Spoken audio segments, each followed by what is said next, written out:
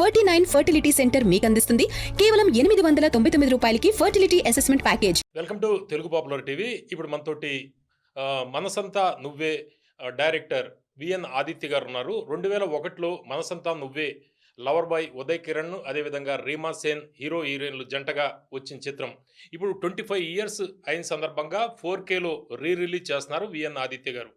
ఉదయ్ కిరణ్ తోటి ఆయనకున్న సంబంధం, ఉదయ్ కిరణ్ గారు ఏ విధంగా సినిమాల్లో నటించేవారు, ఆయన రిలేషన్ ఏ విధంగా ఉండేది, ఎలా వ్యవహరించేవారు, ఇవన్నీ కూడా మనం తెలుసుకుందాము. ఈ సినిమాకి సంబంధించిన కొన్ని సంగతులు కూడా తెలుసుకుందాం. నమస్కారం. నమస్కారం పవన్ గారు. ఆదిత్య గారు, ఇప్పుడు ఉదయ్ కిరణ్ తోటి ఈ సినిమా చేశారు, మీ ఫస్ట్ మూవీ ఇది. అవునండి. ఎట్లా అనిపించింది సార్? ఇప్పుడు రిలీజ్ చేస్తున్నారు 25 ఇయర్స్ సందర్భంగా. అంటే అప్పట్లో 2001లో ఇది పెద్ద క్రేజ్ సృష్టించింది. అయితే 25 ఇయర్స్ తర్వాత ఇప్పుడు జెన్జీ, జన్ ఆల్ఫా ఈ టైం నడుస్తున్న టైంలో ఇప్పుడు వాళ్ళకి ఏ విధంగా ఆ సినిమా కనెక్ట్ అవుతుంది అనుకుంటున్నారు?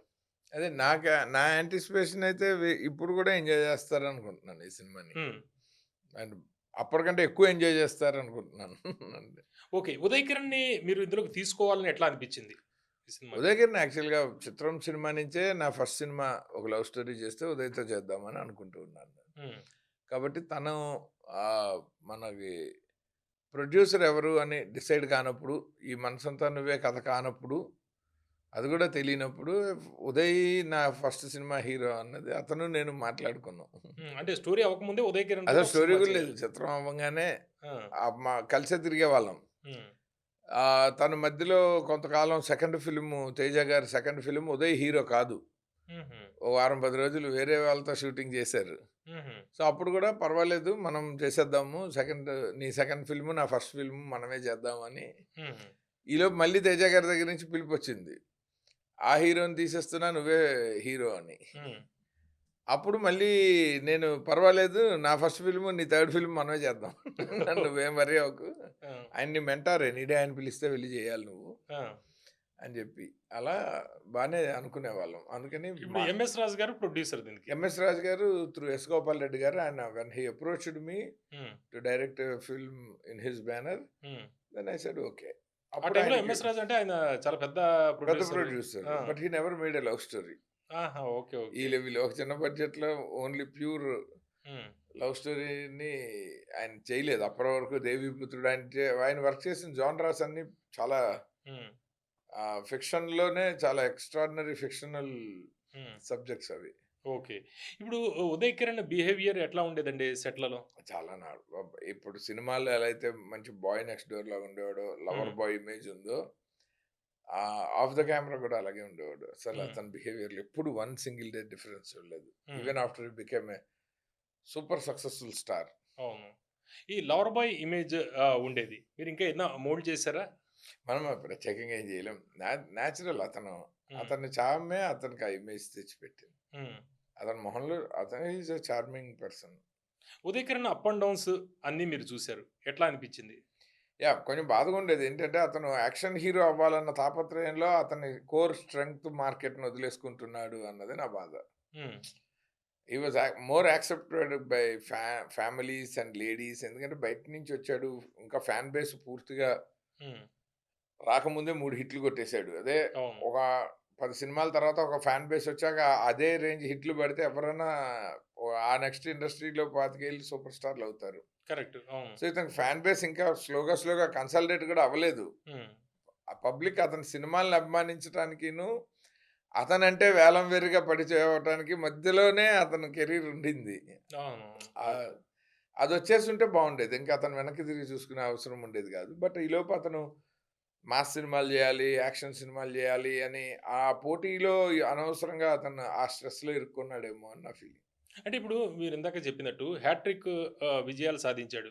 హ్యాట్రిక్ విజయాలు వచ్చాక అంటే అసలు కొత్తగా ఎటువంటి నేపథ్యం, బ్యాక్గ్రౌండ్, ఫ్యామిలీ బ్యాక్గ్రౌండ్ లేని వ్యక్తి హ్యాట్రిక్ విజయాలు వచ్చేటప్పుడు కొన్ని తప్పులు చేశాడు అనేది కూడా అప్పట్లో కొన్ని ఆరోపణలు చాలా వచ్చాయి, కొంచెం తలపొగ కూడా అనేది చాలా విమర్శలు కూడా వచ్చాయి అప్పట్లో. తప్పులు మనం జడ్జి చేయటం మహాపాపం, కానీ అది తప్పు యాక్చువల్లీ. కానీ అతను తప్పులు చేశాడు అన్న ఆ రోజుకి అతని చాయిస్ అది.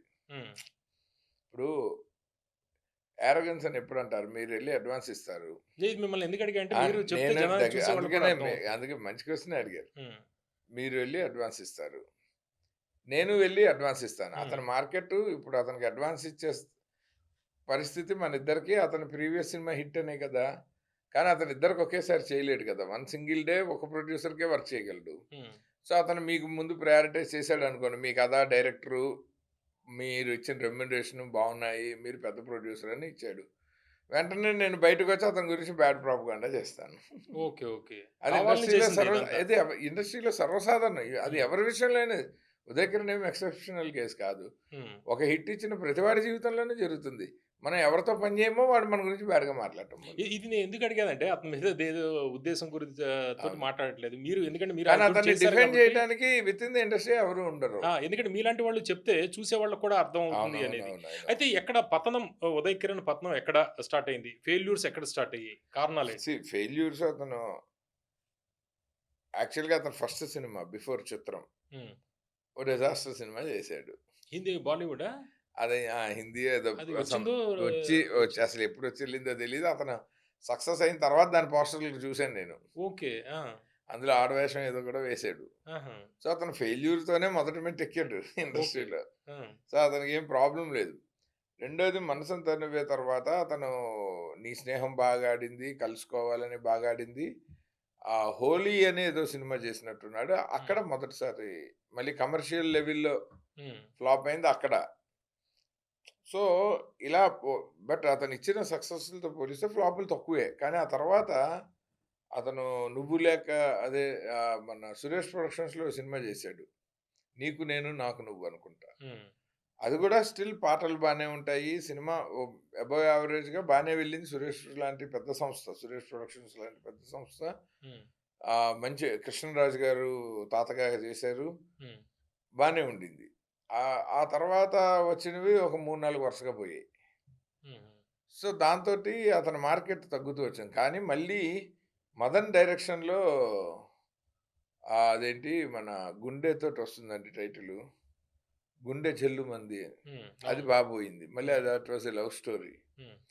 ఆ తర్వాత మళ్ళీ 'తేజ' గారి డైరెక్షన్‌లో సినిమా పోయింది. సో, ఇంకా అతను ఎప్పుడైతే సీజన్డ్ యాక్టర్ అయ్యాడో హిట్ అవ్వటం, ఫ్లాప్ అవ్వటం లాంటివి హ్యాపెండ్. హ్మ్. అవి అన్నీ అతనికి తప్పులే కాదు గదా! మరి అవును.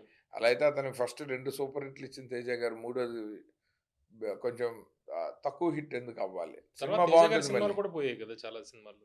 'తేజ' గారు కూడా ఆయన వేరే ఆయన అది ఏదో వేరే. అది డిఫరెంట్. హ్మ్. కానీ ఇతనితో ఈ చేసింది కాంబినేషన్. పాపం కాంబినేషన్ పోకూడదు గదా! అవునవును. అది ఇంకా అతని మీద ఎక్స్‌పెక్టేషన్స్ పెరిగిన కొద్దీ హ్మ్. డిసప్పాయింట్‌మెంట్ రేంజ్ పెరుగుతూ ఉండేది. అదర్‌వైజ్ ఆ మాత్రం ఆడిన సినిమాలు వేరే కొత్త వాళ్ళకి ఎవరికైనా అయితే పెద్ద హిట్‌ల కింద లెక్క. కరెక్ట్. ఈ 'మనసంతా నువ్వే' తర్వాత మీరు మీతో టచ్‌లో ఉండేవాడాయన? నేను ఇందాక మర్చిపోయాను. ఆ సీరీస్‌లో నా సినిమా గూడా ఉంది 'శ్రీరామ్.' ఆహా! మా 'మనసంతా నువ్వే' కంటే పెద్ద హిట్ ఏమి అవ్వలేదు. మామూలు యావరేజ్ సినిమా. ఓకే. కానీ ఎందుకంటే ఆ ఎక్స్‌పెక్టేషన్‌ని మేమిద్దరము అందుకోలేకపోయాం. సో, హుహు. ఇమ్మీడియేట్‌గానే పడింది మాకు. రెగ్యులర్ మీతోటి మాట్లాడుతూ ఉండేవాడా? ఆ! రె అంటే సినిమాలకు సంబంధం తర్వాత సినిమాకి కూడా. సంబంధం తర్వాత లేకుండా కూడా మాట్లాడుతూ ఉండేవాడు. మేము we had a very good relationship. మాకేం ఓకే. ఇష్యూస్ లేవు. అంటే చిత్రంలో కూడా స్టార్టింగ్ ఉదయ్ కిరణ్ అనుకున్నాక రెమ్యునరేషన్ కొద్దిగా ఈయన ఎక్కువగా చెప్పారు. రూ. 25,000 25,000 రామోజీ గారు అగ్రీ చేశారు అన్నారు. అప్పుడు ఎంత రెమ్యునరేషన్ ఫస్ట్ మూవీకి ఎంత వాళ్ళు ఆ తీసుకుండుండొచ్చు? సినిమాని ఒక ఎక్స్‌పెరిమెంటల్‌గా అందరం 11,000 తీసుకొని ఇన్‌ఫ్రాస్ట్రక్చర్ తోటి ఒక సినిమా చేస్తామన్నారు. అంటే హ్మ్. లిక్విడ్ క్యాష్ తగ్గించి ఆర్ఎఫ్‌సి ఇన్‌ఫ్రాస్ట్రక్చర్‌ని మాత్రమే వాడుకొని ఓ మూవీ చేస్తాము. ఆ! ఫాస్టెస్ట్ పీరియడ్‌లో చేస్తామని. హ్మ్. సో, అది 'తేజ' గారు డిజైన్ అది. ఈ హ్మ్. సినిమా ఇలా చేస్తేనే ఎక్కువ ప్రాఫిట్స్ కొట్టొచ్చని. సో, ప్రాఫిట్‌లో షేరింగ్ ఏదో పెట్టుకున్నట్టున్నారు. అది హ్మ్. తెలీదు నాకు. సినిమా రీజనబుల్‌గా అంటే పెద్ద మొదటి హిట్ అయింది. సినిమాకే ఎక్కువ రెమ్యునరేషన్ అడిగారు. అందుకని అహా! డ్రాప్ చేస్తే లేదు. డ్రాప్ చేసేయండి అన్నారు. అయితే 'తేజ' గారు పట్టుబట్టి మళ్ళీ ఇప్పించారు అనేది. నాకు ఐడియా లేదు. అది 'తేజ' హ్మ్. గారినే అడగాలి. ఎందుకంటే నాకసలు నిజంగా ఈ 'మనసంతా నువ్వే'కి రెమ్యునరేషన్ ఎంతండి? అప్పటికే లక్షల్లోకొచ్చేసాడు. ఎందుకంటే ఆహా! 'నువ్వు నేను' సెకండ్ ఫిల్మ్‌కే మంచి మంచి రెమ్యునరేషను. హ్మ్. నాకు తెలిసి 2,00,000 పైనే ఉన్నట్టుంది ఆ అతనికి. రోజుల్లో. ఎందుకంటే నేనెప్పుడు 25 ఏళ్ల క్రితం. పట్టించుకోలేదు. ఎంఎస్ రాజు గారు హ్మ్. అతను నేను జనరల్‌గా ఎవరివి అకౌంట్స్ చెక్ చేయను. అంటే ప్రొడ్యూసర్ ప్రొడ్యూసర్ మాట్లాడుకున్న పార్ట్ కదా తర్వాత అది. మనకెందుకు అని. అవును. నాకు ఓవరాల్‌గా బడ్జెట్ ఒక నంబర్ చెప్పమనేవాడిని. హ్మ్. దానిలోపు చేసేస్తా. హ్మ్. ఓకే. 'చిరంజీవి' గారి కుమార్తెతోటి ఎంగేజ్‌మెంట్ బ్రేక్ అయిన తర్వాత ఆయన లైఫ్‌లో ఎటువంటి మార్పులు, చేర్పులు జరిగాయి? తెలీదు. ఆ టైంలో నేనసలు టచ్‌లో లేను. ఆ! బట్ ఏముంటుందండి ఇప్పుడు ఒక అది సాడ్ నోటేగా ఎవరికైనా. హ్మ్.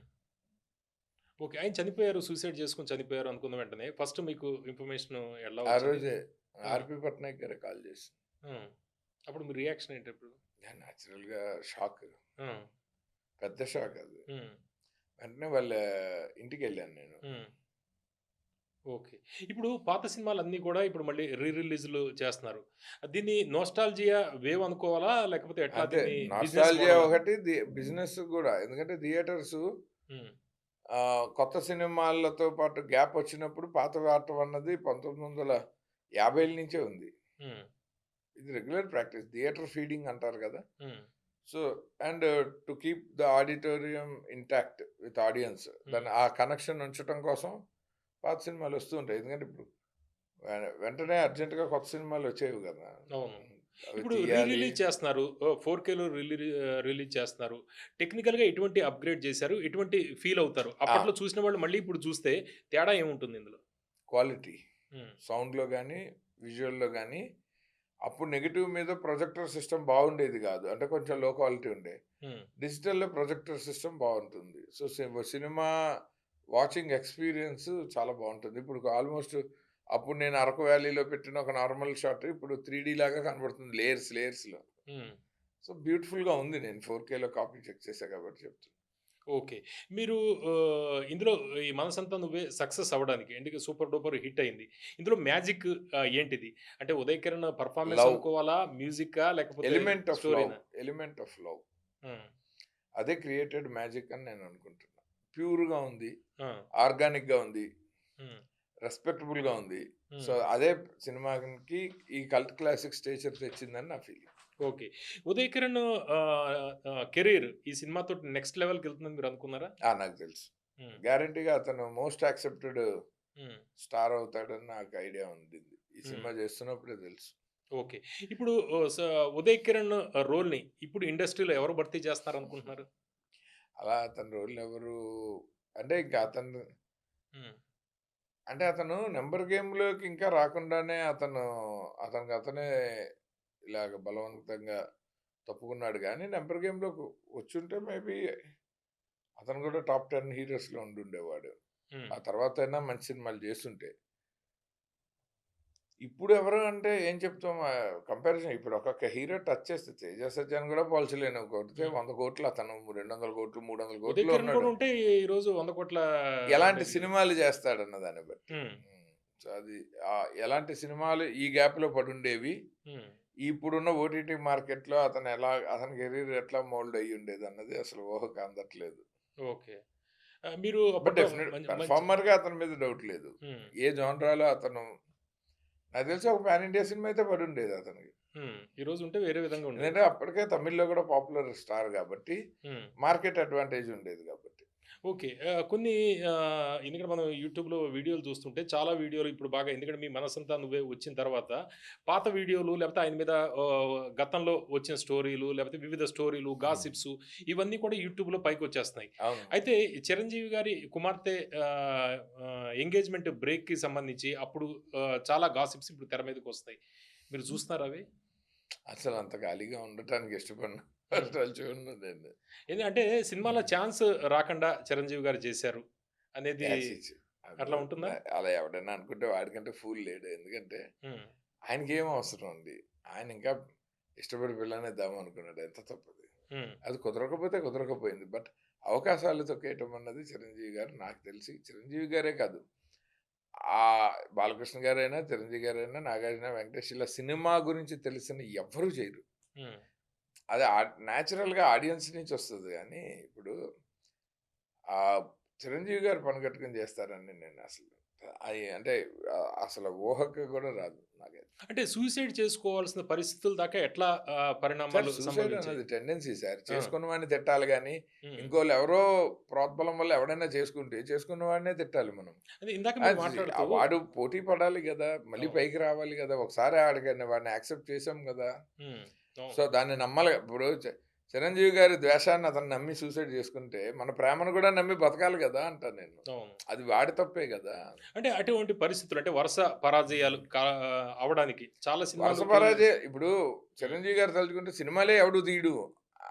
అవును. సినిమా రిలీజ్ అయ్యి ఫ్లాప్ అయితే ఆయన తప్పే ఉంటుంది. అంటే ప్రొడ్యూసరు, మీరు ఎలా డైరెక్టర్ చూస్తున్నారు? మీరు ఎలా అంటే ఫెయిల్ నేనైతే అవ్వడానికి సినిమాలు నేను ఫెయిల్ అవ్వడానికి కాదండి కారణం ఇండస్ట్రీలో ఏంటి? ఎప్పుడైనా సరే అసలు అంటే ఉదయ్ స్టోరీ కిరణ్‌కి, సెలక్షన్ చిరంజీవి రాంగా? గారికి సంబంధం తీసేయండి sir first. Okay. Let us take this as an opportunity to plead. Hmm. ఇది అసలు చిరంజీవి గారికి, ఉదయ్ కిరణ్‌కి సంబంధం లేదు. రైట్. రైట్. ఓకే. కలుపుకుందాం అనుకుని విడిపోయారు.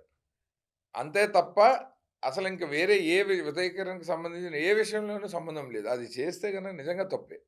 ఓకే. ఎందుకంటున్నానంటే నేనే ప్రత్యక్ష సాక్షిని. అతను ఆ సంబంధం ఎంగేజ్‌మెంట్ క్యాన్సిల్ అయిన తర్వాత చాలా సినిమాలు చేశాడు. హ్మ్. తమిళంలోకి గూడా ఎళ్ళాడు. బాలచంద్ర గారు చిరంజీవి గారి డైరెక్టరే గదా! ఆయన తలుచుకుంటే షూటింగే జరగకుండా ఆపాలి కదా! ఇవన్నీ తెలియని వాళ్ళు ఇడియాటిక్‌గా ఏదో ఒకలాగా చిరంజీవి అనే సాఫ్ట్ టార్గెట్‌ని పెట్టుకొని ఆయన్ని బద్నాం చేయటం కోసం ఇంక ప్రపంచంలో జరిగిన ప్రతి ఇష్యూని వాడాలనుకునే వెధవలు తప్ప, ఇది అసలు యాక్చువల్ ఫ్యాక్ట్ ఏంటంటే అసలు సూసైడ్ చేసుకోవడానికి అసలు రీజన్ అక్కర్లేదన్న విషయం ఒక్కడు కూడా చెప్పడండి. హ్మ్. ఇట్ వాస్ ఆ స్పర్ ఆఫ్ ద మూమెంట్‌లో తీసుకునే ఒక స్టూపిడ్ ఇన్‌స్టంటేనియస్ డెసిషన్ అది. బలహీనత అది. బలహీనత అది. మానసిక రోగం అది. దాన్ని పట్టుకొని అది చిరంజీవి గారికి ఆపాదించడం ఏముంది? వీడికంటే దారుణమైన పరిస్థితులు అసలు చిరంజీవి గారు ఎన్ని చూసుంటాడు కెరీర్‌లో. ఆయనే ఈ అవును. మధ్య చెప్తున్నారుగా. సెట్‌లో నుంచుంటే నువ్వేమన్నా పెద్ద పోటుగాడివా పొమ్మనులే. అలాగ ఎవడైనా అనుంటే ఉదయ్ కిరణ్ ఆ క్షణమే సూసైడ్ చేసుకునేవాడు. అంత షై ఫీలింగ్, అంత ఇంట్రావర్ట్ ఇతను. ఓకే. ఓకే. సో, అది అందుకే ఇందాక బేసిక్‌గా మాట్లాడుతూ నేచర్ మనం అది. నేను చెప్పడానికి కూడా అవును. చాలా గాసిప్స్ వస్తున్నాయి చాలా కాబట్టి అంటే హ్మ్. ఈ సోషల్ మీడియా వచ్చిన తర్వాత ఏదో ఒక జంక్ తోటి పబ్లిక్‌ని అట్రాక్ట్ చేయాలని పెట్టే ఒక దారుణమైన విష సంస్కృతి అది. అంటే అప్పుడు పరిస్థితులు ఎట్లా ఉన్నాయండి? అంటే సినిమా అప్పుడసలు ఏం ఛాన్సులు లేదు సార్. సినిమా హ్మ్. ఛాన్సులు సార్ 'బాలచంద్ర' గారు అంటే కారణాలేంటి? అంత వీళ్ళందరూ ఫెయిల్ అవ్వడానికి కారణాలేంటి అనేది? సినిమాలు పోవటం ఎవడేం చేస్తాడు సార్. ఇప్పుడు అంటే స్టోరీ పెద్ద పెద్ద సెలక్షను హిట్లు ఇచ్చిన సరిగ్గా లేకపోవడం. ఇప్పుడు అతను నేనే చెప్పా కదా! అతను లవ్ స్టోరీలో మోస్ట్ పాపులర్. హ్మ్. సో, అతను రామ్ కామ్‌ని వదిలేసి వేరే ఏరియాలో మార్కెట్ ఎక్స్‌పాండ్ యాక్షన్‌కెళ్ళిపోయాడు. చేసుకుందామని యాక్షన్ చాలా ట్రై చేశాడు. నా 'శ్రీరామ్' నుంచి అతని ప్రయత్నమే. పెద్ద తప్పదే.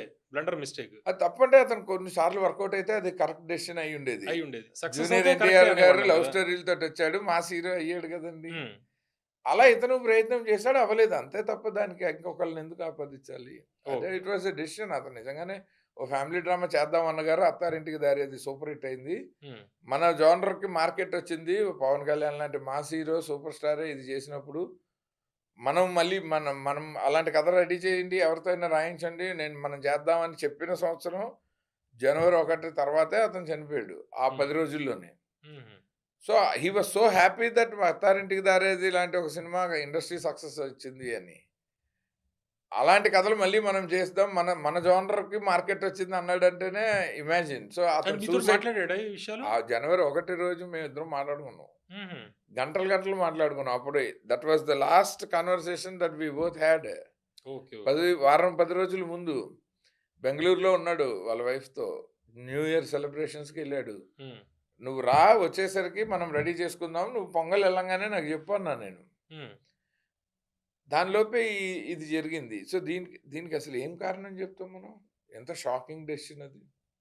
ప్లస్ అంటే మెగా ఫ్యామిలీ మీద చేస్తున్న అలిగేషన్స్ అంతా కూడా రాంగ్ అనేది అర్థమైపోతుంది కదా అసలు దీని ద్వారా. ఇతనికి సంబంధం లే హ్మ్. అసలు మెగా ఫ్యామిలీకి అంత ఓపిక, తీరిక ఎక్కడుంది ఇతని మీద ఫోకస్ చేసి. ఆళ్ళ సినిమాలు ఆళ్ళు జాగ్రత్త చేసుకుంటూ పోతూ ఉంటారు. అవి హ్మ్. హిట్లుంటాయి, ఫ్లాపులుంటాయి. అది అందరికీ పార్ట్ ఆఫ్ ద గేమ్. హ్మ్. హౌ వి టేక్ ఇట్ అన్నదే కదా కీ ఇక్కడ. ఈ మనసంతా నువ్వే అసలు ఉదయ్ బుకింగ్స్ ఎట్లా కిరణ్‌కి ఉన్నాయి? సినిమా కెరీర్ అన్నదే సంబంధం కాదు అతని లైఫ్‌ని ఎండ్ చేసుకోవటానికి. హ్మ్. It was not cinema. ఏంటంటారు అది? అది పర్సనల్ చాయిస్ అది అంతే. హుహు. అది పర్సనల్ సిండ్రోమ్. హ్మ్. అంటే ఫ్యామిలీ భార్య అసలేం పాపం అండి. కాదు అంటే ఎవరినో సినిమా ఒకళ్ళని కాదంటున్నారు కదా! కారణం సినిమా ఏంటి? అసలు సూసైడల్ టెండెన్సీ కారణం ఉండదండి. ఓకే. ఓకే. అది ఆ స్పర్ ఆఫ్ ద మూమెంట్‌లో తీసుకునే పిచ్చ డెసిషన్ అది. హ్మ్. దాన్ని వెనకాల మనము డాట్‌లు కనెక్ట్ చేయడానికి ట్రై చేయక్కర్లేదు అంటాను నేను. ఓకే. ఓకే. హ్మ్. లేటెస్ట్‌గా కూడా చూసాం గదా! ఒక సెన్సేషనల్ సూసైడ్. ఇది ఇంకా క్రైము. ఇంకో ఇద్దరిని చంపి చావటం. అవును. దారుణం రెగ్యులర్ అది. మనం చూస్తూ ఉన్నాం పేపర్‌లో ఏదో ఒకటి. భయంకరం అది. కానీ మనం డాట్‌లు కనెక్ట్ చేయడానికి ట్రై ఇంట్లో ఎవరైనా ఏమన్నా అన్నారా? హ్మ్. ఎవరో ఒకళ్ళని విలన్ చేయకపోతే సోషల్ మీడియాకి పని లేదు. అవునవును. వాళ్ళకి ప్రతి స్టోరీలో ఒకడి మీద సింపతి రావాలంటే ఇంకోడి మీద హేట్రెడ్‌నెస్ కావాలి. ఇంతకంటే దారుణం ఇంకోటి లేదు. ఓకే. ఇప్పుడు మనసంతా నువ్వే బుకింగ్స్ అవి ఎట్లా ఉన్నాయండి? రిలీజ్ అవ్వబోతుంది వాలంటైన్స్ డే చాలా సినిమా. Overwhelming response. నేనైతే సర్ప్రైజ్డ్. హ్మ్. చాలా సినిమాలు కొత్తగా తీసిన వాటికే ఓపెనింగ్స్ అంత ఘనంగా కొన్ని సినిమాలకి హ్మ్. లేవు అనుకుంటున్న పరిస్థితుల్లో ఈ 25 ఏళ్ల తర్వాత రిలీజ్ అవుతున్న సినిమాకి హ్మ్. ఇప్పుడు మన మధ్య లేని హీరో ఇంత ఓవర్‌వెల్మింగ్‌గా హౌస్‌ఫుల్ కలెక్షన్స్ తోటి థియేటర్స్ ఒక్కొక్కటి పెరుగుతూ వస్తున్నాయి. హ్మ్. ఒక థియేటర్ ఓపెన్ అవుతుంది. అది ఫుల్ అవ్వంగానే ఇంకో థియేటర్ ఓపెన్ అవుతుంది. ఇలా బాగా పెరిగేసాయి. ఈ లాస్ట్ 4, 5 రోజుల్లో నేను చూస్తున్నాను. హ్మ్. ఆహ్, చాలా థియేటర్స్ మోర్ థాన్ 80% ఫిల్లింగ్ ఉన్నాయి. కొన్ని హౌస్‌ఫుల్ కూడా అంటున్నారు. రీ కొన్ని రిలీజ్‌కి హౌస్‌ఫుల్. ఇట్లా హౌస్ రిలీజ్‌కి హ్మ్. ఇంత మంచి ఓపెనింగ్స్ నేను ఈ మధ్య కాలంలో చూడలే. అంటే హ్మ్. భయంకరమైన ఫ్యాన్ బేస్ ఉన్న హీరోలకి ఒక షోకుంటుంది. హ్మ్. ఇది ఆ రోజున్న 4 షోల్లోనూ ఉంది ఈ ఓహ్! ట్రెండ్. అంటే ఒక రెగ్యులర్ సినిమా ఆ హైప్ ఉన్న సినిమాకున్న ఓపెనింగ్స్ వచ్చాయి. హ్మ్. I'm happy for our prime show producers Niranjan Reddy గారు, చైతన్య రెడ్డి గారు అండ్ ఆల్సో శ్రీమాత క్రియేషన్స్ హ్మ్. రవికాంత్ రెడ్డి గారు, రఘురామ్ రెడ్డి గారు. వాళ్ళే ఈ సినిమాని ఇప్పుడు మన మధ్యకి తెస్తున్నారు. ఓకే. సో, వాళ్ళ ఎఫర్ట్‌కి జనం గూడా ఇంత మంచి రియాక్షన్ ఇస్తున్నందుకు, మంచి రిజల్ట్ ఇస్తున్నందుకు I'm super happy for them. Okay. All the best. Thank you Hardik. So very much అండి. Thank you.